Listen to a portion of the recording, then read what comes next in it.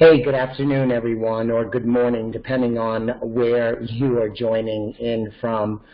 This is Christopher Calandra. Thanks for joining me on the mid-year economic update. It has been a crazy year, I think we can all agree, but I wanted to share with you some of my thoughts on what's happened, kind of where we are now, and discuss a little bit about where we might be going. There's an awful lot going on, so much negativity.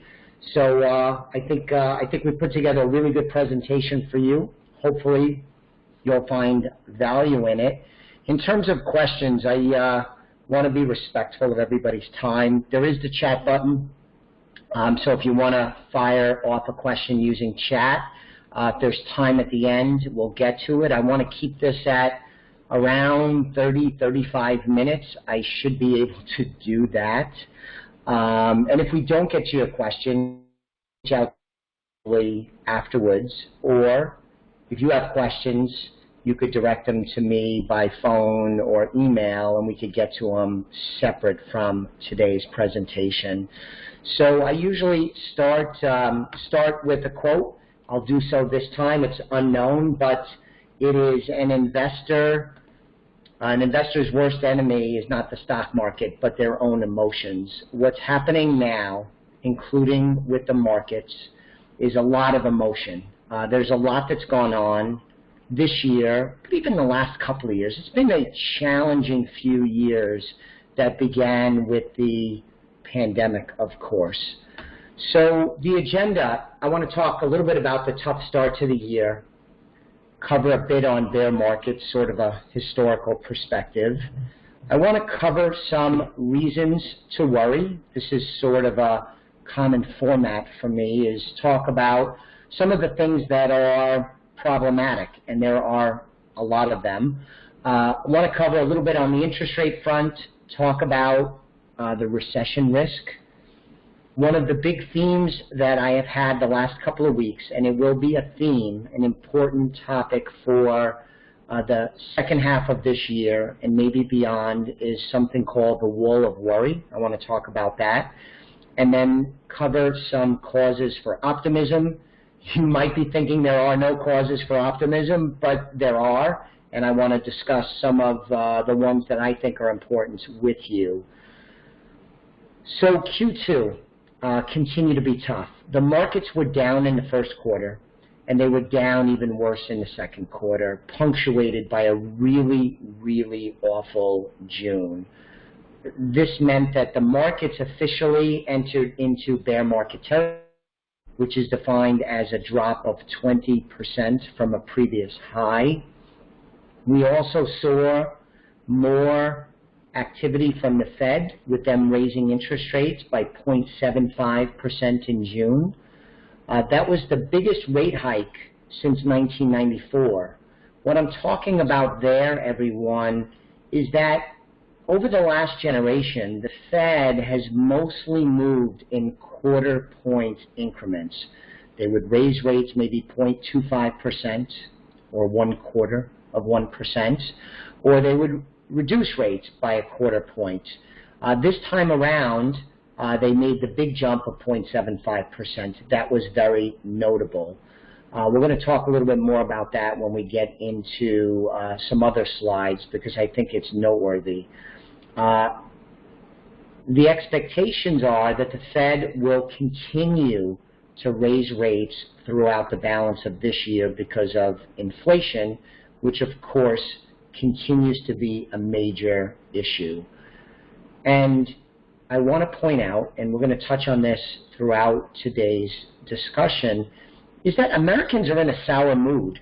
It seems to me, and there is lots and lots of polling that fleshes this out, says that Americans are in a sour mood, and that optimism that we had through the back end and coming through the hardest portion of the pandemic, that optimism for what would come next seems to have melted away, and that has plagued the markets to this sour mood that the country is in. I touched on bear markets before. As I said, the definition of a bear market, a drop in a market of 20% or more. Most major markets, including the NASDAQ, got to that threshold in the first half of the year. I'm a history geek as well as a financial geek, and I want to share with you a few pieces of information regarding bear markets because it sounds so scary. And it's certainly not good, but maybe not as scary as you might think.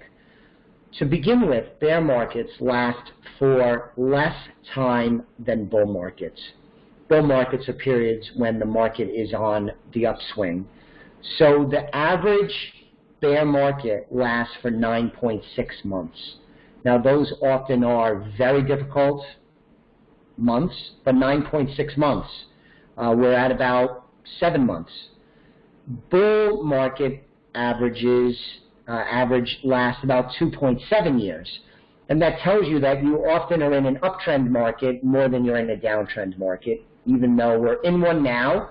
That gives cause for some optimism that on the other side of this difficult period will be followed by a rebound. I have confidence in that. I can't guarantee it, but that's what history teaches us. The other historical point about bear markets is that they do occur with regularity. The average frequency between bear markets is 3.6 years. Technically, we had one, although it was very brief, in that March, April of 2020 time period when the pandemic came upon us like a tidal wave. Before that, we had gone quite a while without a bear market, longer than average, but they do happen on average about 3.6 years. The other point before moving on is that with talk of recession, which we're going to cover in some upcoming slides, is a lot of people are under the mistaken impression that a bear market automatically means that it will accompany a recession. And that's not what history teaches us. There's been 26 bear markets, and 50% of the time, the bear market was paired with a recession.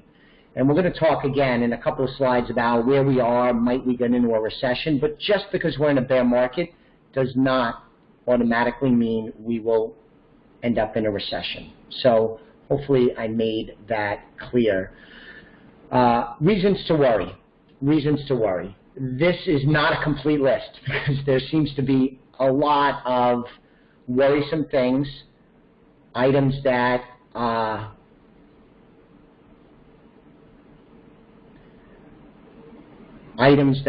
sorry, I got distracted there for a second. I thought maybe I lost internet connection, which would have been bad. There's lots of reasons to worry. This is not a complete list, but I think it does capture some of the essential ones.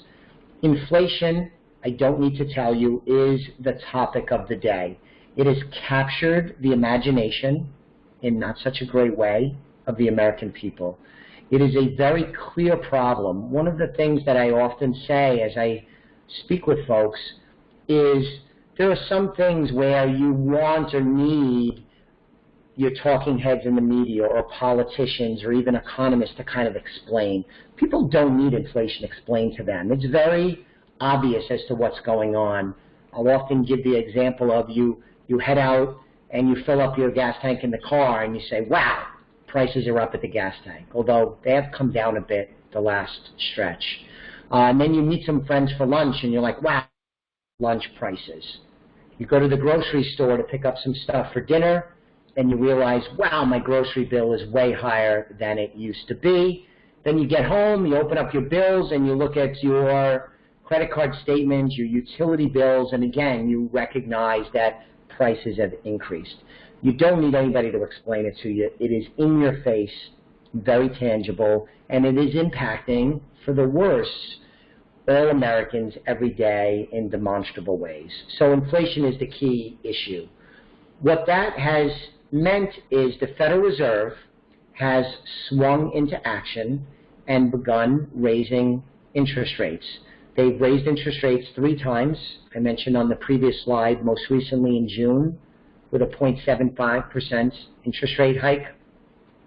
There are some expectations that the next interest rate hike may actually be 1% interest rate hike, which would be very notable. The reason for this is that the Federal Reserve and the White House have largely gotten the inflation story wrong. Last year, there was evidence that inflation was coming, but the position of the Federal Reserve and of the White House was that it was going to be temporary. Also, the thought was that it wouldn't get as bad as it's gotten. So events have overtaken that mistaken thought. It's going to last way longer than they originally thought, and it's much higher than was originally forecasted. What this means, though, is that the Federal Reserve is behind the curve. They waited longer than they probably should have to begin fighting against inflation. And so that is the reason why you're seeing not quarter-point increases, but 0.75% or maybe even 1% increases. It's because they waited too long, because they were mistaken. And then even when they started to raise interest rates to defend against inflation, the first interest rate hike was only a quarter point. In hindsight, I suspect that they wish they had done more, because inflation has intensified continually, seemingly month after month. So that's kind of all worrisome. We have a lot of inflation. We have rising interest rates. We have a Fed that is behind the curve and a White House that has gotten caught off guard a little bit, especially based on their 2021 proclamations. And this is all given way to significant risks of an inflation. I have another slide. I'll talk more about inflation, but this is kind of a bunch of worrisome things, I think we can all agree. One other point that is worth mentioning, this is not a political conversation, but it's almost impossible, and I'm sure you guys could all appreciate this. It's almost impossible to talk about what's happening in the markets, in the economy, in the country, without talking about what's happening in our body politic. But I referenced polling earlier. There is lots of polling that indicates that Americans are not happy with the direction of the country or the performance of the country, and that really means that President Biden and his administration is not polling well. I talked recently about a Gallup poll that I think is a good representation of the mood of the country. It found that this Gallup poll, 88% of Americans rated the economy as either fair or poor. That's 88%. It's hard to get 88% of Americans to agree on anything. 34% rated the economy as fair. A whopping 54% rated it as poor. You know, that's not good for the White House and an indication of that sour mood I referenced already a few times. And in that same poll, some 85% of Americans thought that the economy was getting worse. That's a problem. It's a problem politically, but it's also an issue for the economy, this negative sentiment. Even this morning, I saw a CNN poll, which I believe we could all agree is not exactly a bastion of conservative news. They did a poll, and they found that 7 in 10 Democratic voters thought that Democrats thought that the Biden administration was not focused on issues that were important to them, which means that the Biden administration may not only be perceived as making some missteps or not making good policy prescriptions, but a lot of Americans think that they're not even focused on the right things. Now, again, this is not a political commentary. I would love to do that. I love talking politics. But this does play into everything because people's attitudes, if they're negative and they behave a certain way based on that negativity or the negativity they see around them, it can affect their pocketbook issues. The The sour mood I already talked about. This is very unhelpful, and that is where we find ourselves given the optimism that was so strong not too long ago.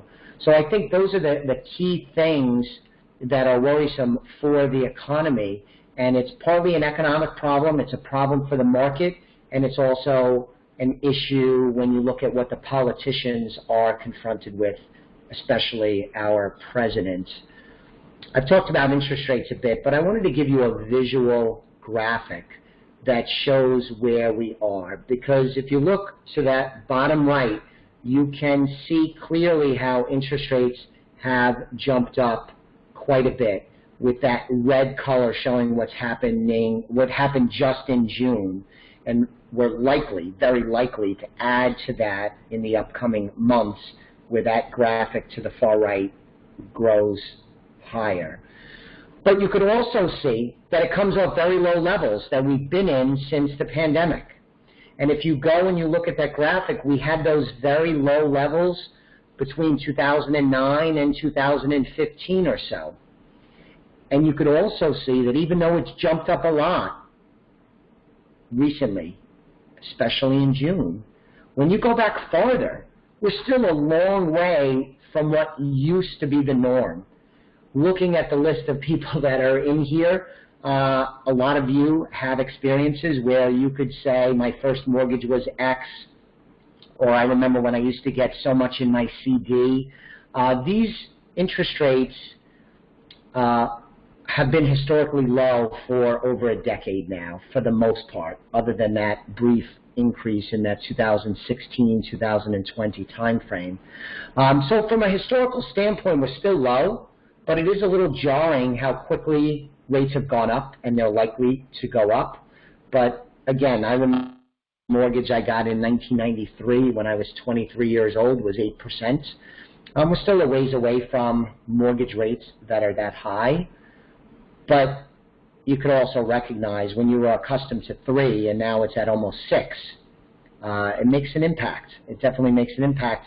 I think that's part of the reason why you're seeing the real estate market begin to soften. Earlier, I said that I wanted to talk about a recession, that I had a slide in that specifically touched on that topic. So here's the slide.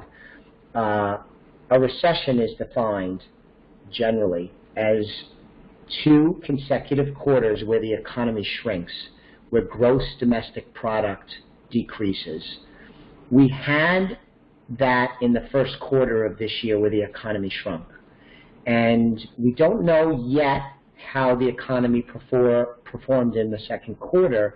That will be released on July 28th, which I think is next Thursday. It won't surprise me at all if we are in a recession and it comes in as a negative number. My prediction, and I would not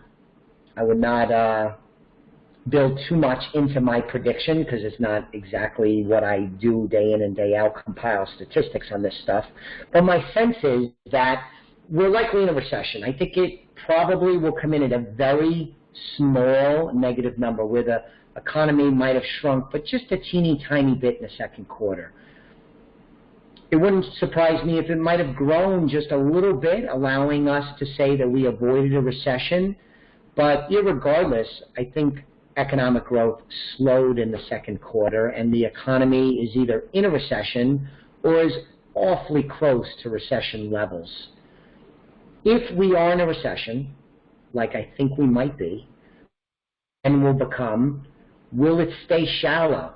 Will it stay shallow, and how long will it last? And that'll be something that'll be debated on the news and all of that stuff.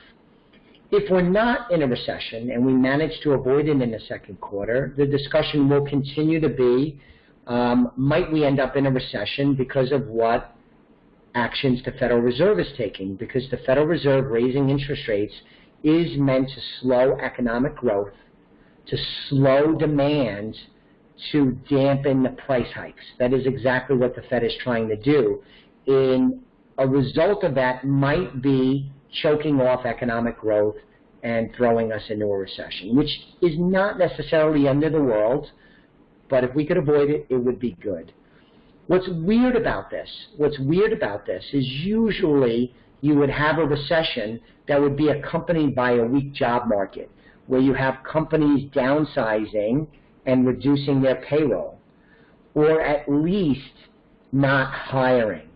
We don't have that. We don't have that right now. We have a pretty strong job market where we've seen employment gains pretty consistently, and that high unemployment rate we had during the height of the pandemic has worked its way down to close to where we were pre-pandemic. The unemployment rate was 3.5% in June after being 3.6% in May. The other thing is consumer spending is still strong despite inflation. Consumers are still out there and are behaving pretty strong. That's helpful to the economy. The wall of worry. I talked about it when I discussed today's agenda. This is an old Wall Street adage, and it goes like this. The market, the stock market in particular, can stage a recovery in the face of a lot of negativity and a lot of bad news. I believe that the second half of this year, the ingredients are in place where we can climb the wall of worry. How could that happen? There's a few elements to this. One is people kind of get accustomed to the new normal. We have some bad news with inflation, and it's shocking and it's causing problems, but people will adjust. They will adjust to the new normal, even if it's not such a good normal. And what might have been really, really scary might turn out to be, okay, I can deal with this. And that might help the markets climb the wall of worry and begin to stage a recovery. The other thing that happens sometimes, and can happen in this instance, I think, is that you start to get less than lousy bad news. It's still not good news, but it might be a little bit better than expected. Let me give you an example. Inflation in May was 8.6%. Economists expected, the consensus was unemployment, it was 8.6 in May. Economists expected it to be 8.8% in June, which is not good because it worsened. That's what the expectation was. It came even worse than that at 9.1%. So that's not good, right? 8.6% is not good. 9.1 is not good. An estimate of 8.8 is not good. Going from 8.6 to 9.1 is not good. All of that is not good. You're going in the wrong direction trend line. But what if, instead of 9.1, it came in at 8.2%? This is hypothetical, of course. There's a good chance people would be like, hey, that's a bit of good news. We're going in the right direction. It was 8.6, now it's only 8.2. 8.2 is a terrible number, problematic number. But you'd say, yeah, it was 8.6, now it's 8.2. We're going in the right direction. Things are getting a little bit better. What the Fed is doing, what the White House is doing, what businesses are doing, it's getting a little better. That can help the market climb the wall of worry and maybe stage a bit of a recovery. That's what I think we might be set up for in the second half. It's a bit of hopefulness. That is something that I am going to watch very closely for the remainder of this year and beyond. It's going to be a recurring theme for us. I did talk about this in greater length on my podcast, The Simply Financial Show, which I think we're in, I don't know, the 6th or 7th year. I've been at that a while. I get great feedback. I know a lot of you listen with some regularity, but you may want to check out this episode where I talk more about the wall of worry. And you could go to the Elliott Wealth website and look at the podcast inventory. You could find it in there. Or call us or shoot us an email. We'll send you a link. So as we begin to move towards the end of the presentation, I wanted to talk about causes for optimism. I joked at the beginning that you might not think there aren't any, but I do think there are. A few points. I already touched on this. The fact that we have a strong labor market and the unemployment rate is low is a very healthy sign. When people are working, that means they're making money. It is, in and of itself, cause for optimism. Now, things may start going in the wrong direction, and so it might change from a cause for optimism to the worry page. But so far, so good. Another adage, in addition to wall of worry, is a term called "don't fight the Fed." And that is that the Federal Reserve has a lot of power. And when they set out to do something, they could usually accomplish it. And so the "don't fight the Fed" is you don't really want to make investments or bets that are contrary to what the Fed wants, because they're likely to get what they want. They've swung into action with interest rates. They might be late. They might have started off too slow, but they seem to be intent on getting this inflation thing under control. It's not going to be quick, but they're committed to it, it seems. And so that means that a lot of those worries can begin to subside if the Fed gets its way and gets inflation to stop increasing, to crest, and then to begin to decline. It's not going to happen next week, but I wouldn't fight the Fed. I think they're going to get what they want, and that will help with the wall of worry, because maybe we start to see the inflation number stop growing, crest, begin to decline, and that might happen sooner than a lot of people expect. Another cause for optimism is that corporate earnings might be better than expected. I talked about the wall of worry, which I started talking about sometime around June 20th or so, and June was an awful month, the worst of the 6 months that amounted to the first half of the year. July has been better, and when you look yesterday, the market had a great day, and that was fueled by some really good corporate earnings. It wouldn't surprise me, in part because of the strong consumer and the fact that U.S. businesses are financially healthy, good balance sheets, well-led. They are pretty competitive, I think. It wouldn't surprise me if corporate earnings hold up better than expected, even an economic slowdown or even a recession. That's a good cause for optimism. The midterm elections. As I stated before, this is not meant to be a political discussion, but I believe that Americans with this sour mood will kind of feel good about things when they get to November and they're able to vote, because that'll be a chance for them to do something. The third adage I will throw out at you today, we did wall of worry, we did don't fight the Fed, is throw the bums out. Now, I'm not saying Democrats are bums and Republicans are heroes or nothing like that, but the American people are in a sour mood.